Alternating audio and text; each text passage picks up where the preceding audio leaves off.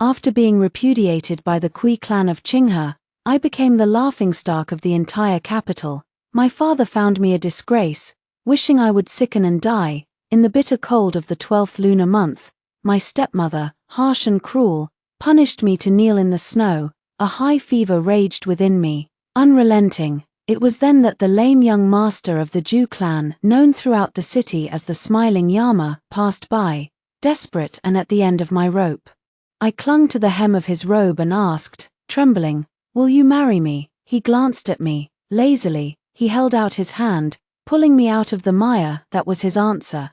The entrance to the girls' academy was bustling with people, yet I was openly turned away, forbidden to enter. Even half a month earlier, I had still been the capital's premier talented young lady, the top student at the academy. But I had been repudiated by the legitimate eldest son of the Kui clan of Qinghe himself, who had personally delivered the letter of repudiation. I had done nothing wrong, I simply failed to please him, that was all. Yet this was only the beginning.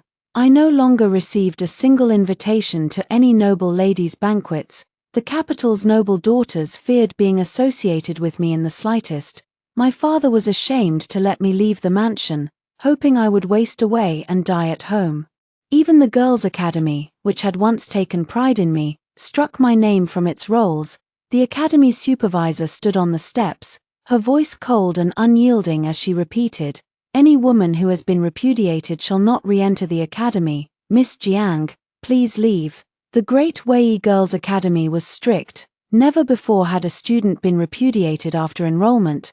I was the first. Mockery and murmurs surrounded me. If I had been repudiated like this, I would have hanged myself with a white silk sash long ago. How dare she show her face here repeatedly? If she hadn't lacked virtue or talent, how could the Kui clan have come in person to break the engagement? Who knows how much of her past talent was real, and how much was pretense? I stood in the wind, so thin I seemed ready to be blown over at any moment. The supervisor ordered my belongings at the academy to be returned to me in full, from start to finish. I was not allowed to set foot inside the institution. It was not until the last item, a green silk chain, was handed to me that I spoke, pressing my lips together. I took it, my face as pale as paper, and asked, "Master, what did I do wrong?" The supervisor had once taught me Qin, and had always been one of the masters who most admired my talent and diligence. She looked at me for a long time. Suddenly, her rigid face trembled slightly, and she said, "You did nothing wrong. It is simply that the world has always been harsh on women." Tears nearly spilled from my eyes. I had known since childhood that I would marry the legitimate eldest son of the Kui clan of Qinghe. This was the last protection left to me by my late mother. Even though my father disliked me and my stepmother was cruel, I had a foundation to stand on. For the Kui clan's sake alone, they would not dare to mistreat me further. The Kui clan of Qinghe was a true noble family of centuries standing. Their legitimate eldest son, Kui Zhao, was as brilliant as the sun and moon, unorthodox and exceptionally outstanding. I knew that becoming the mistress of the Kui clan would be extremely difficult, no room for sloth or complacency. I had enrolled in the girls' academy and become the undisputed talented young lady of the capital. I could manage household finances, and never made a mistake at any banquet, large or small. I had spent countless days and nights perfecting Qin, Qi, Shu, Hua, the four arts of a noble lady, as well as virtue, speech, demeanor, and needlework. Finally, I had gained the Kui clan's approval. The Kui clan's grand old lady had personally come to see me, nodding her acquiescence to the marriage. But I had never imagined that Kui Zhao had never intended to marry me. He said, "Miss Jiang, I do not wish to marry a woman who is no different from all the other women of the Kui clan." You see, in his eyes, I was just such a rigid, decadent noble young lady indistinguishable from any other. I had wanted to be the mistress of the Kui clan, but I had never thought that all Kui Zhao wanted was a wife he loved. I had been striving in the wrong direction all along. This ending was no accident. But Kui Zhao, what of all the years I loved you? The moment I received the Kui clan's letter of repudiation, I knew my life was over. No man would dare marry a woman repudiated by the Kui clan. After returning from the academy, I fell ill with a fever, my consciousness muddled. I dreamed of my mother's final moments. She had lingered on her sickbed for 3 years. My father had long since taken a new wife and had never once come to see her, not even in her last moments. When only I held her hand, the room was cold and desolate. She made me memorize her words, one by one. Your father is fickle. Your stepmother will surely mistreat you. You must plan for yourself in all things. Enter the girls' academy, learn virtue and skills, and understand reason. Endure a little longer, marry into the Kui clan, and everything will be better. Endure a little longer, and it will be over. But mother, you never told me what to do if Kui Jiao refused to marry me. On the 3rd day of my fever, the old nanny still could not get a token from my stepmother to summon a doctor. My father forbade anyone from treating me, and forbade me from sending word to the outside. Following my father's orders, my stepmother made me kneel in the snow every night to reflect on my mistakes. Without treatment, my condition grew worse by the day. On the 5th day, even my fingertips burned. When I coughed, blood came up. It dawned on me belatedly. My father wanted me to die of illness. The Jiang clan had no use for a repudiated daughter that day. Distinguished guests came to the mansion. Lanterns blazed brightly. The stewards had begun preparations 3 days earlier, and faint music drifted through the air. Snow fell heavily from the sky. I alternated between chills and fever, burning so intensely I could barely think. The snowy night was quiet, lit only by a few lonely lanterns, until the sound of footsteps crunching through snow echoed. A crimson official robe fell before my eyes. The lame young master of the Zhu clan, the smiling Yama, stood before me, looking down at me. Instinctively, I grabbed the hem of his robe, as if clutching a lifeline. My throat tightened, and I spoke, abrupt and desperate, through tears. I asked, "Will you marry me? I can paint the finest paintings. I can manage your mansion. I only have a bad reputation." His attendant stood frozen, silent as cicadas in winter. He knelt down and studied me for a moment. The light from the lanterns hanging on the corridor spilled over his face, making him seem surprisingly warm, nothing like the ruthless, cold man he was known to be. Zhu Gutting held out his hand, lazy and unhurried, pulling me out of the mire. That was his answer. I had never imagined I would ever be involved with Zhu Gutang. I was a secluded noble young lady. He was a close minister of the emperor. A hungry wolf in the court. Everyone feared and loathed his cruel methods. Zhu Gutang's reputation was as bad as it could get, but he had saved my life. I looked down at my hand, my palm still seeming to burn.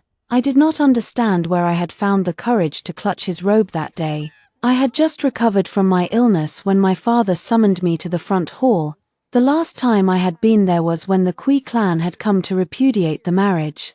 But this time was different. The hall was piled high with betrothal gifts, the boxes marked with the Zhu clan's seal. Lifting the lids revealed a dazzling display of wealth. The matchmaker had long since left. My father sat on the upper seat, his face dark with anger. As soon as I entered, a teacup came crashing toward me, shattering less than an inch from my side. "How dare you entice Zhu Gutang? He is ruthless, with countless political enemies. Do you want to kill our entire family?" First repudiated, then carrying on a secret liaison. I have lived a life of integrity. How could I have raised such a daughter? He will come to the mansion later. You will personally refuse this marriage to his face. The hem of my skirt was soaked with tea. I spoke softly. "May I ask, Father, how should I refuse Zhu Gutang?" My stepmother, sitting beside him, took up the words. She had once been only a concubine, rising to the position of legal wife only after slowly wearing my mother down to death. Over the past 10 years, she had given birth to a son and a daughter, living a smooth and prosperous life. Only I remembered the way my mother's eyes had remained open even in death. She smiled softly, feigning kindness. "That's easy. I have a nephew from my maiden family, an upright man, and he does not disdain repudiated women. When Censor Zhu arrives, you will tell him that you are already betrothed to my nephew. It will be a way out for you." The maid beside me looked up in disbelief. Everyone in the mansion knew the main wife's nephew was over 30, and extremely ugly. How could such a man be worthy of the legitimate eldest young lady of the Jiang clan? My father remained silent, acquiescing. Amidst this absurdity, I felt an unexpected calm. I could not help but wonder, for more than 10 years. I had never disobeyed my father, endured my stepmother's cruelty, and was renowned for my filial piety. Where had I gone wrong? How had I fallen to such a state? But events unfolded differently from everyone's expectations. Ju Gutang had known my father intended to refuse the marriage, so he had brought a gift. According to the servants who attended the front hall, Ju Gutang had smiled slowly at the time, opening the gift in front of my father and stepmother. Inside was the bloody tongue of my stepmother's nephew. He said, "This man actually dared to loudly proclaim that he would marry the eldest young lady of the Jiang clan, Jiang Zhaoxue. How absurd! Slander and ridicule, according to the laws of Great Wei, are punishable by tongue-cutting. Jiang Zhaoxue is my, Ju Gutang's, unmarried wife. Anyone who touches her is opposing me. Grand Tutor Jiang, do you agree?" Even though my father had navigated the official world for many years, he had never witnessed such brutal, unflinching cruelty. My stepmother fainted on the spot. When she woke, she could not stop vomiting. After leaving the front hall, Ju Gutang came to find me. I was painting, a long silk scroll spread out on the desk. Ju Gutang stood by the window, casually placing a hairpin on the table, adorned with pearl flowers and kingfisher feathers. It was a hairpin I had last seen at a palace banquet. Worn by the noble concubine, tribute from the southern kingdoms, extremely precious. I pressed my lips together, hesitating for a long time. My hand, holding the brush, tightened and loosened repeatedly. I looked at Ju Gutang earnestly. "I have been repudiated." These simple 5 words stuck in my throat. I had lived my life with caution, making only this one mistake, yet it was enough to be fatal. Enough to make me never hold my head high again. Ju Gutang laughed, his gaze deep and dark. But I have only been repudiated." I took a deep breath, striving to keep my voice steady. I was the top student at the Girls' Academy for 10 years. I have organized palace banquets for the noble concubine, and I always act appropriately. You will not need to worry about inner courtyard affairs. I will be a good wife. Marrying me was not such a bad idea. So, Ju Gutang, will you not leave me here alone? Ju Gutang moved closer. My heart lifted instantly. Light fell on his face, like shattered gold. He slid the hairpin into my hair, wiping away the tear that had rolled down my cheek. "I know you are the finest young lady in the capital. As long as I, Ju Gutang, am here, you will live the finest life imaginable," Ju Gutang whispered, soothing me. "So stop crying." Just as no one had expected me to be repudiated by the Kui clan, no one had imagined that I, the most outstanding legitimate eldest daughter of the Jiang clan, would become betrothed to Ju Gutang, the imperial court's notorious watchdog. Yet that was the truth. For a long time afterward, my father and stepmother avoided me, as if unwilling to recall the bloody scene they had witnessed that day. Only the old nanny who had raised me since childhood worried. "Censor Ju is ruthless and terrifying. What if he treats you badly after you marry him?" I thought for a moment. "He won't." The nanny was surprised by my firmness. In truth, I simply felt that Ju Gutang was not at all like what others described. He had not let me die of illness in the snow. I believed he was a man who kept his promises. At the very least, I was willing to believe it. Shortly after our engagement was settled, Ju Gutang handed over all his land deeds and shop contracts to me, declaring solemnly, "You'll take over sooner or later anyway." He also casually took a painting of soldiers washing their weapons from my desk. I was both annoyed and amused. Kui Jiao and I had been betrothed since infancy, yet we had met only 3 or 5 times over the years. Even when we did meet, we were so distant we could barely speak. I had never encountered someone as unreserved as Ju Gutang. It was not until I went out on the Lantern Festival that I learned what Ju Gutang had done with my painting. Chengde Tower, a place that only received princes and nobles, held a charity sale of paintings and calligraphy by girls from the academy every Lantern Festival. All proceeds were donated to the military payroll for the Northwest frontier. For women, this was an opportunity to enhance their reputation. Since I was 12, my paintings had always been snapped up as soon as they were displayed at Chengde Tower during the Lantern Festival. But this year, when my maid took my painting to the tower, the steward turned her away. dismissing me for having a bad reputation. They would not even let my painting enter. When the maid returned, she cried bitterly on my behalf, indignant at the humiliation. I had thought Ju Gutang would not notice such a trivial matter. To my surprise, he had set up a huge, magnificent lantern on a high platform opposite Chengda Tower. The moment I saw the lantern, I almost cried. My soldiers washing their weapons was printed on the lantern's surface, illuminated by the candlelight inside. The heavenly soldiers and generals seemed to come to life, golden spears and iron horses, full of heroic spirit. Everyone could see my painting. That was what Ju Gutang had intended. All passers-by stopped to admire it, captivated. Hardly anyone entered Chengda Tower, making the steward jump with anger. Princes and nobles flocked to inquire about the price.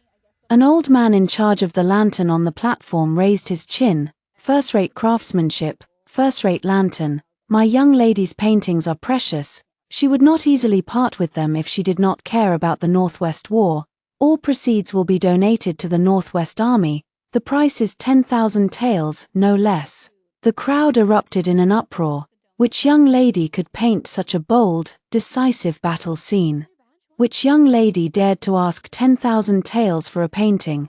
As soon as the old man finished speaking, the noble young men fell silent, all turning to look at a blue-robed youth standing in the center. He was as radiant as the blue moon in the sky. He had been quietly admiring the lantern for a long time, every stroke resonating with his heart. A faint joy stirred within him, especially when he heard the painter was a woman. It was like the beginning of all fated romances. The Kui clan of Qinghe will buy this painting, Kui Jiao said, lowering his eyes. May I ask which mansion the painter's young lady hails from? Kui Jiao wishes to meet her. I had never imagined that Kui Jiao would like this painting, yet I had painted it specifically for him, though he was the legitimate eldest son of the Kui clan. Kui Jiao had traveled extensively with his master since childhood, studying at academies in the Jiangnan region and the Northwest. He had spent little time in the capital. In the past 2 years, he had even gone to train in the Northwest Army. War was ruthless. The Kui clan's grand old lady had cried many times over this, eager for me to marry him as soon as I came of age to settle his wandering heart. But I had thought that military service was not such a bad thing. The rules and constraints of the capital had never bound Kui Jiao. He was so gentle and free-spirited, defying the Kui clan's wishes. I had spent months completing the soldiers washing their weapons painting, praying for his early triumph like a heavenly soldier, and for his wishes to be fulfilled. I had never expected that his letter of repudiation would arrive before I could give it to him, yet after all the twists and turns, the painting had finally found its way to him. The old man on the platform had already pointed me out to Kui Jiao. Fortunately, I was wearing a veil. I turned and hurried away with my maid. Now, what was the point of meeting? It would only bring trouble to both of us. I had just stepped onto a stone bridge when Kui Jiao called out to me from behind. I hesitated to turn around. Kui Jiao had dared to act as an envoy at the age of 10, yet his voice was now hoarse. I am Kui Jiao of the Qinghe Kui clan. May I ask which mansion the young lady belongs to? And I wonder, are you betrothed? That was what he truly wanted to ask, knowing I could not avoid him.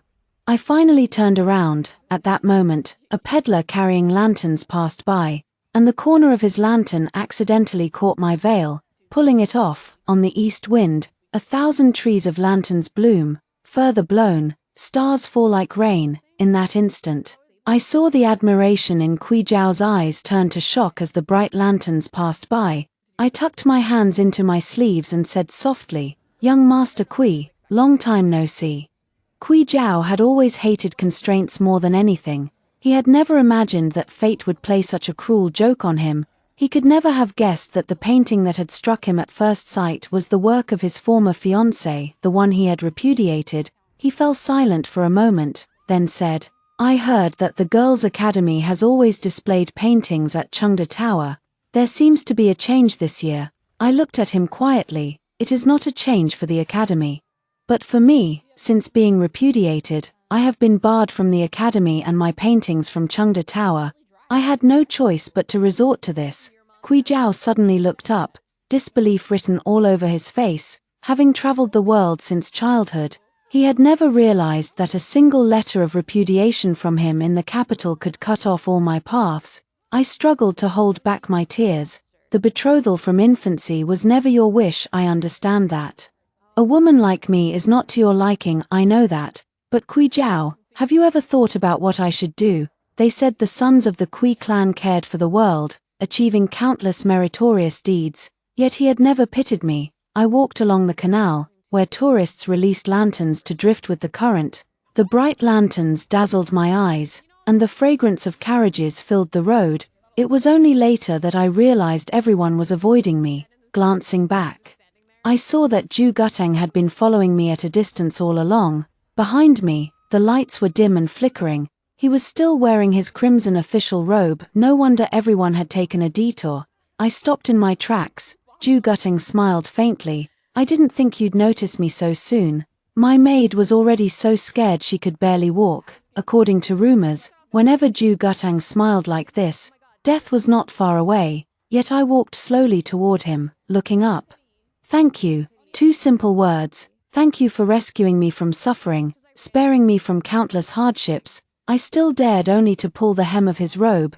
Zhu Guteng glanced down, then held out his hand, his large palm completely enclosing mine. He said lazily, Jiang Zhaoxue, from now on. Hold here. Also, a thank you is not enough for me. Zhu Gutang's soldiers washing their weapons lantern became the talk of the capital for the next month. Even the Duke of Wei, a veteran of countless battles, praised the painting repeatedly. The talent of the Jiang clan's young lady spread throughout the capital once more. I even received an invitation to a banquet hosted by Princess Jialo. The princess held an exalted position. She had founded the Girls' Academy in her youth. Now a widow for many years, she had unexpectedly decided to hold a banquet again. All the noble ladies invited by Princess Jialo came from the top families in the capital. Yet I hesitated to go. I feared they would use my repudiation to humiliate me again. Zhu Guteng closed the file in his hand. Leaning against the window of the restaurant, he gazed at the gurgling river below. In recent days, I had been helping Zhu Guteng manage his shops. Often coming here to review account books. When Zhu Guteng was not on duty, he would join me, listening to the wind rustle the willows. It was a peaceful life. I still held the princess's invitation. Torn, Zhu Guteng looked up. In this life, not everything can be perfect. Who hasn't had regrets? The repudiation was not your fault, Jiang Zhaoxue. There are things I can help you with, but there are others you must face alone. For some reason, his words felt familiar. But he was right. Sooner or later, I would have to return to the circle of noble ladies in the capital. Outside the window, the world was bustling. Only Zhu Guteng stood by the window, the knife in his sleeve sheathed. He looked at me steadily. Go without fear. This censor will have your back. The princess's banquet was a flower feast, held on Chiwu Mountain, 100 li outside the capital. But a pot of rare peonies I had carefully raised was deliberately smashed by my stepmother a few days before I left. When I arrived, all I saw were shards of the pot scattered across the ground. My stepmother stood nearby, her nail polish redder than the flowers. The on-duty maid was careless and broke the young lady's flowers. She deserves to die. A maid knelt on the ground, wrongfully accused and weeping. I understood. My stepmother did not want me to attend the princess's flower feast and hoped to send my stepsister in my place. In the past, to maintain my reputation for filial piety and propriety, I would have endured in silence, but now, I refused to tolerate it any longer. I reached out and pushed my stepmother, just as she had made me kneel in the snow. She stumbled and fell onto the shards of the flower pot. Her entire hand was pierced, bleeding profusely. She looked up in disbelief. Was this really Jiang Zhaoxue, the most respectful and sensible daughter of the Jiang clan? I looked down at her and said softly, I slipped. Please forgive me. An unexpected sense of relief surged within me. I should have done this long ago, but I still needed a suitable flower to bring to the feast. It was freezing cold, and even ordinary flowers were hard to find in the capital, let alone such a rare one. I sent a message to Zhu Gutang, but did not hold out hope. He was so busy with official matters, how could he have time for such a trivial thing? By the day of the flower feast, I was already in the carriage, and there was still no news from him. It was an early snowy morning in the capital. Because Chiwu Mountain was so far outside the city, I had set off before dawn. The cold wind kept blowing through the gaps in the carriage curtain. Then, the sound of galloping horses echoed, particularly clear in the snow, lifting the curtain. I saw Ju Gutang reining in his horse beside the carriage, thin snow dusting his shoulders, his entire figure permeated with cold. From inside his large cloak, he carefully held out a sky-blue snow lotus, as translucent as jade. This snow lotus was rare in the world, often growing in dangerous places, and rarely seen by mortal eyes. I wondered how Ju Gutang had managed to find it. Lost for words, I could only stare up at him. The strong wind ruffled his frosty brows and eyes. And he concealed the bloodstains on his hands, cut by gravel. Ju Gutang said, "Remember to come back early, traveling 1,000 miles to find a flower, selling a painting for 10,000 taels." In the end, all he said was, "Come back early." It was my first time meeting Princess Jialo, a powerful figure long hailed as a model for women in Great Wei. She had been bedridden for a long time, rarely appearing in public. Not many people attended the banquet. But they were all prominent noble ladies of the capital. As soon as I stepped off the carriage, countless eyes turned to me, including those of the women who had mocked me when I was driven away from the girls' academy. Did the princess send the invitation to the wrong person? How could she invite someone who's been repudiated? What a magnificent soldiers washing their weapons lantern at the Lantern Festival. Some people still love seeking attention as much as they did at the academy. Keep your voice down. She immediately latched onto Ju Gutang afterward. A repudiated woman and a lame young master, they're quite a match. Once, I would have endured this humiliation in silence, but I could not let Ju Gutang be dragged into it. Just as I was about to retort, a clear male voice spoke first. Such sharp, mean words. Kui Jiao stood in the snow, his eyes as dark as ink, his voice icy cold. "My aunt has ordered. Those who spoke mockingly just now are not allowed to attend the banquet. Please leave at once." As soon as he finished speaking, the faces of the noble ladies who had spoken paled instantly. Being dismissed at the banquet gate by the revered princess was no different from openly declaring they lacked virtue, no different from the humiliation I had suffered when I was driven away from the academy. My gaze fell on Kui Jiao. Only then did I remember that the princess was distantly related to the Kui clan. It was only fitting that Kui Jiao called her aunt. As I passed by Kui Jiao, I heard a faint whisper, "I'm sorry." If even an accidental encounter led to such mockery, what about the humiliation I endured when no one was watching? Kui Jiao dared not think. He was not a woman. He did not understand the hardships women faced. In that moment, he almost wanted to cry for me. Halfway through the banquet, the sky-blue snow lotus Ju Gutang had found for me undoubtedly won the highest praise. The princess summoned me to her side. It was my first time meeting her. I had grown up hearing stories of her, aspiring to become a woman of both virtue and talent like her. When I finally saw her, she had white hair and a weathered face. But her eyes were kind and gentle. She asked me questions about several books in the Academy's collection, and I answered each one fluently. Princess Jialo took my wrist. "My nephew Kui Jiao showed me your soldiers washing their weapons painting. I haven't seen a woman paint such an unconventional work in years." Her eyes sparkled. "Can you ride a horse?" A hush fell over the crowd. Although Princess Jialo had once fought alongside Emperor Gaozu on horseback, the noble ladies of the capital today wanted nothing to do with such martial pursuits. They preferred carriages pulled by donkeys, let alone learning to ride horses. Kui Jiao tried to intercede, calling out "Aunt," but I had already nodded, saying softly, "I can ride." Kui Jiao's gaze froze, lingering on me. The princess's interest was piqued. Fortunately, the snow had cleared, and there was a large racecourse on the mountain. My riding skills were only average, but surprisingly, Ju Gutang had recently urged me to practice every day, saying it would strengthen my health. I never thought it would come in handy now. The racecourse was vast, shrouded in mist. Riding here was not difficult, except for the occasional snowmelt stream that required a gentle leap. After completing a lap, I stopped right in front of Kui Jiao. He picked up the hair ribbon I had accidentally dropped. His heart pounding wildly, unable to recover for a long time, I dismounted, and an attendant took the horse. Kui Zhao's voice was hoarse with emotion. I never imagined a noble young lady like you would know how to ride. I fell silent for a moment before saying, in the spring of the 8th year of Yuanzhen, at your coming-of-age ceremony, you said you liked women who could ride horses. Kui Zhao had not lived in the capital in his youth. He had only returned for his coming-of-age ceremony. That was the first time I had seen him as a grown man, elegant and unrestrained, acting without convention. This was the fiancé I had waited for more than 10 years. I had always acted with utmost propriety, but after much effort, I had finally managed to speak to him after the ceremony. It was the boldest question I had ever asked. Summoning all my courage, I said, "Young Master Kui, what kind of woman do you like?"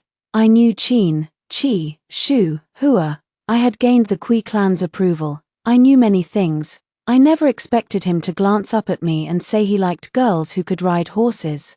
Although the answer was unexpected, it was not impossible. I had firmly believed that I could earn happiness through my own efforts. Watching Kui Zhao's stunned expression, I suddenly realized, Kui Zhao had only spoken casually. He had simply given the answer most likely to embarrass me. In an instant, Kui Zhao understood how deeply he had betrayed the joy of a young girl who had loved him for more than 10 years.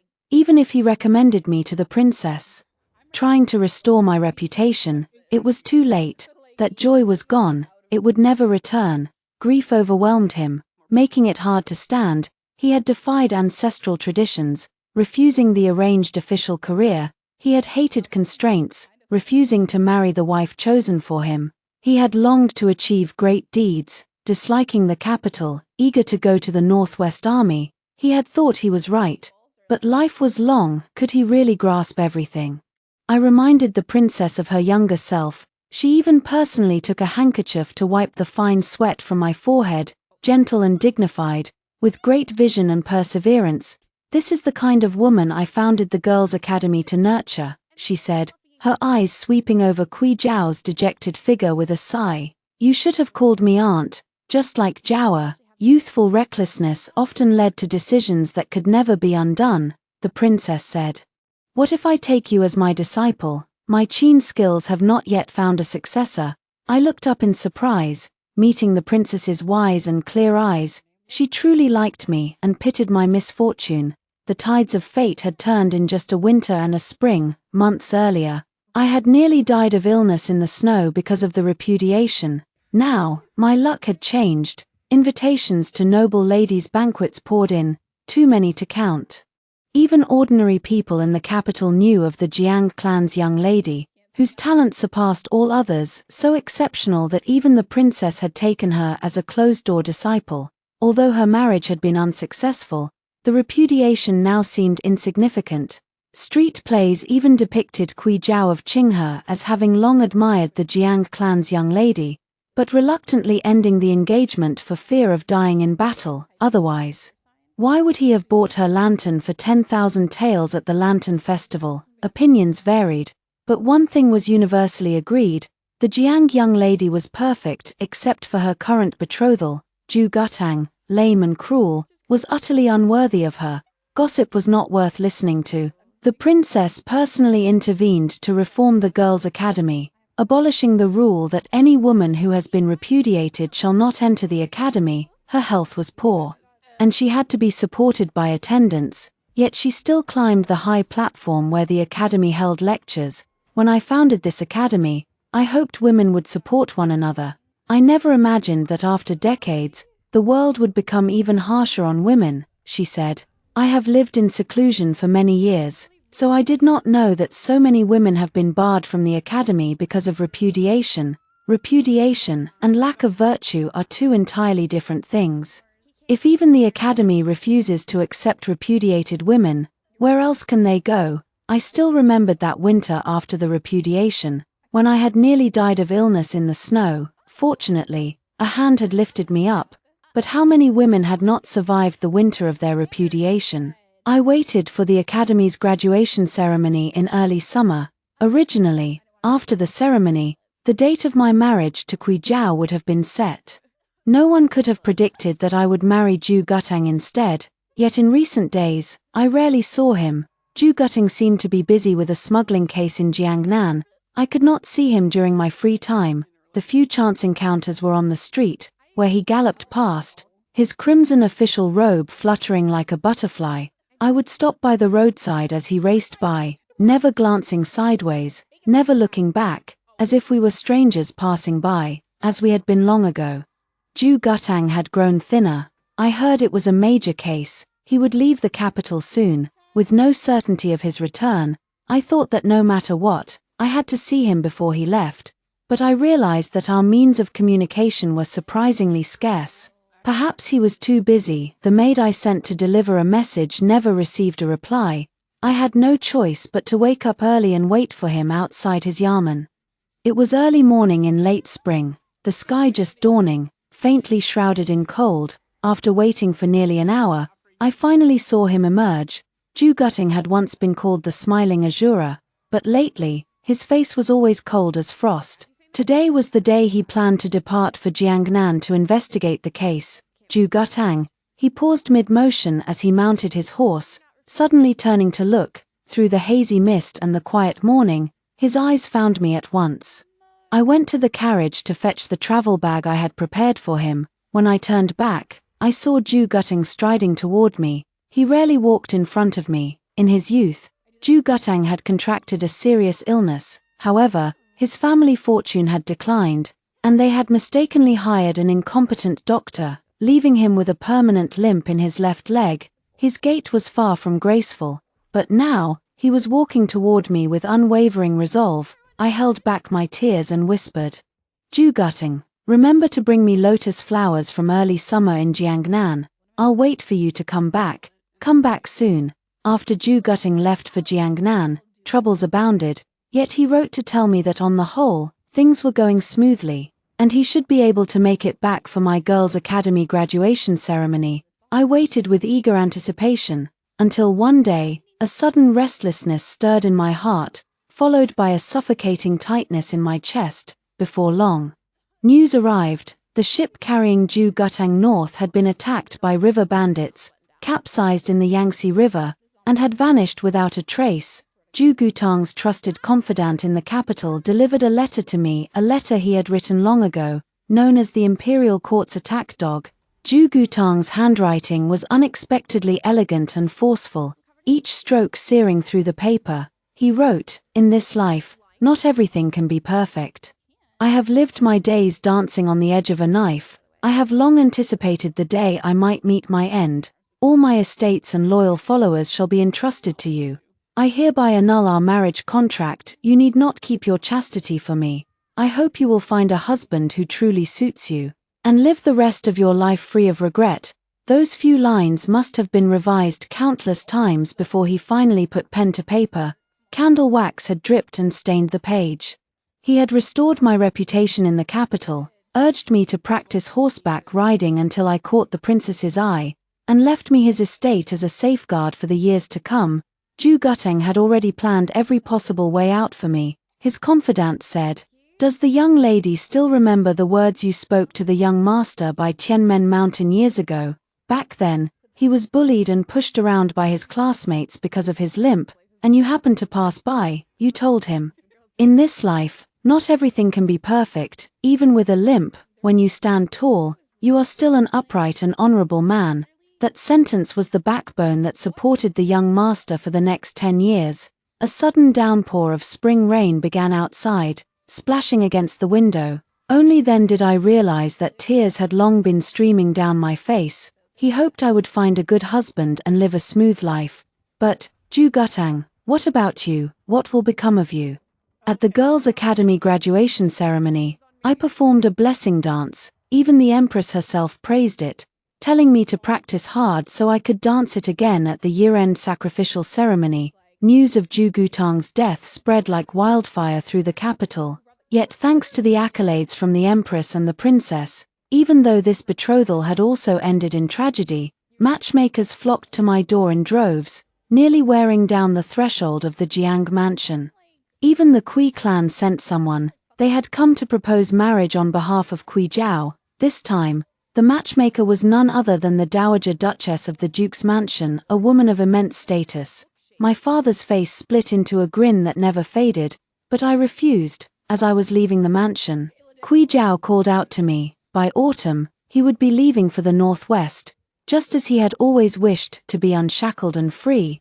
I had long heard the news. I bowed slightly and said, "May you ride forth triumphantly in the northwest, and may your future soar to great heights." Kui Jiao stared at me and asked, "Why did you refuse the marriage?" Despite all the wrongs the Kui clan had done, an alliance with the Qinghe Kui clan was still considered the most prestigious match one could ask for. "I'm waiting for him," I said, 1,000 emotions surging in my heart, only a tinge of bitterness escaping my lips.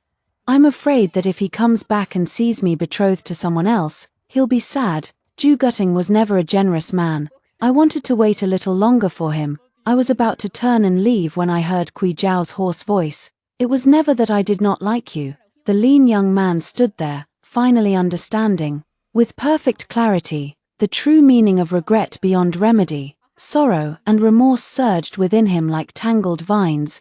Kui Jiao's voice cracked as he spoke. "The betrothal from infancy was never my wish." His hands, hidden in his sleeves, trembled uncontrollably. "But a woman like you, you are the one I truly admire." He had once had the chance to marry the woman of his dreams, but he had been stubborn and willful. He had passed judgment on me without ever truly getting to know me. From that day onward, every night when the harsh winds howled across the northwest frontier, Kui Jiao would think of the young lady in the capital who had practiced horseback riding every day just to please him. The fact that he had never been able to marry her would haunt him for the rest of his life. I was going to beat the imperial drum of appeal. The drum was for those with grievances to make their voices heard, to be witnessed by the common people and reach the ears of the emperor himself. I intended to sue Grand Tutor Jiang and his second wife for attempting to murder their repudiated eldest daughter. No matter how weak my constitution was, I should never have deteriorated to the point of coughing up blood within days, nor should my health have failed to improve despite careful recuperation. The truth was that my stepmother had been secretly adding debilitating drugs to my meals every day. Suing one's own parents was considered the height of unfilial piety. After the academy graduation ceremony, my life could have been perfectly smooth and prosperous. Why would I ruin my reputation and destroy my bright future by doing such a thing? "Hey, young lady, what is it that you seek?" someone asked. I raised my head, my eyes clear and sharp as the glint of a blade.